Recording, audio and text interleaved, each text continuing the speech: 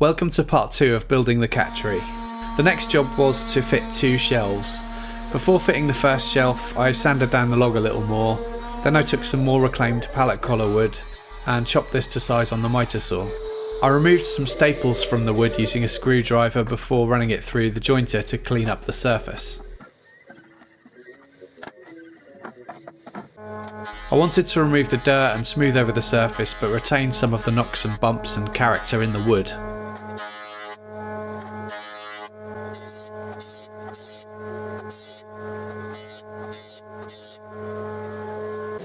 Then I rounded off the corners of what would be the middle shelf of the cat tree on the bandsaw and rounded over the sharp edges of the shelf on the belt sander. The middle shelf would be made from just one piece of the pallet collar wood. I then cut this piece in half on the bandsaw. The top shelf would be made from 2 pieces of the pallet collar wood, which I would glue together later when fitting to form a panel. To fit the shelves around the log, I went out and bought a contour gauge. This meant that I could stop messing about making templates out of cardboard in order to mark up the right shapes on the wood. I marked out the contour on each of the 2 halves that would form the top shelf. Once from the front of the log and once from the back. I then marked out a shape for the top shelf and cut this out with the jigsaw.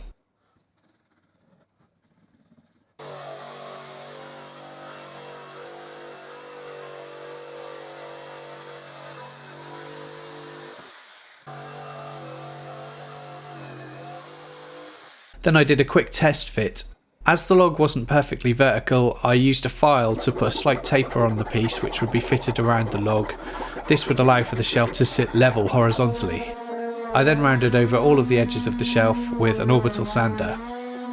To fit the shelf, I used the contour gauge again to mark up an offcut of wood to make a shelf support bracket.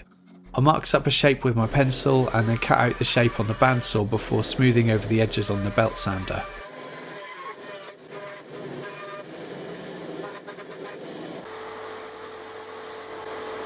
I then cut a scrap piece of wood to the height I wanted the shelf to sit at.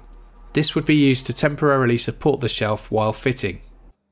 I used a spirit level to get the shelf level, held the bracket underneath the shelf and then marked up on the log with a pencil where the bracket would be finally positioned.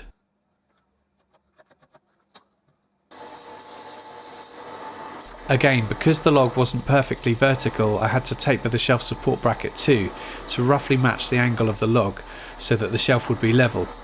I did this on the belt sander. Then I glued and screwed the shelf bracket, lining it up to the pencil mark. I used a 2mm drill bit, a countersink and then some drywall screws.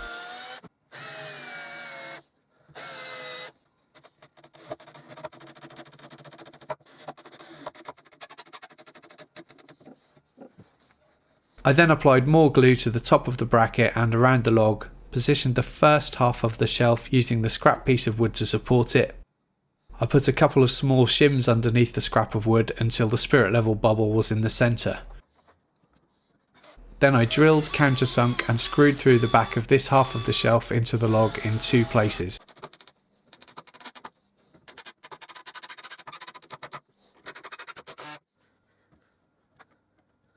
I then applied more glue to the other half of the shelf and fitted it using a grip clamp to hold it in place.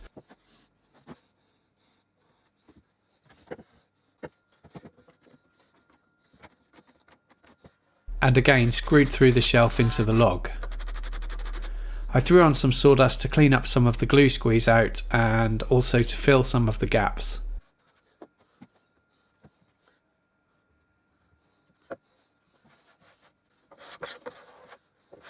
I cleaned most of the excess off with a cabinet scraper and then added 2 more grip clamps.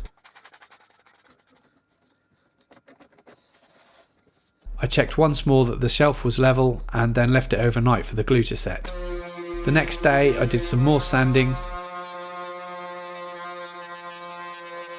I also used my multi-tool for the detail sanding around the fiddly bits. To make a trim for the base of the cat tree, I had some pieces of pine that were salvaged from an old futon bed. I cut 45-degree angles on these, marked up the width of the base from the inside of the first cut and did the same for each of the 4 sides. I used wood glue and brad nails to attach the trim.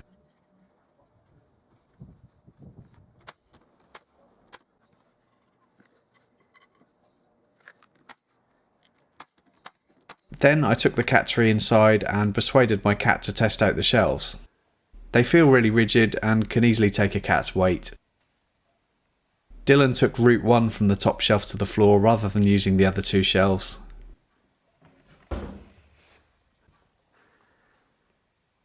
He did use the shelves on the way up though. I used some cat treats to get him to go up there.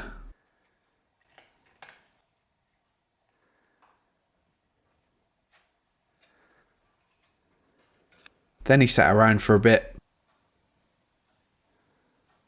before using route 1 to get back down again.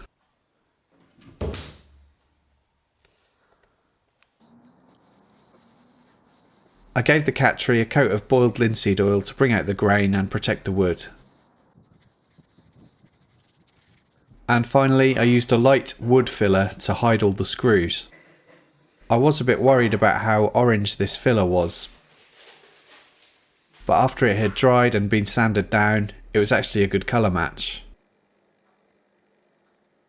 That's the cat tree finished, and this one is up for sale on my eBay store right now. Please check it out if you're interested. There's a link to the auction in the detail box beneath the video.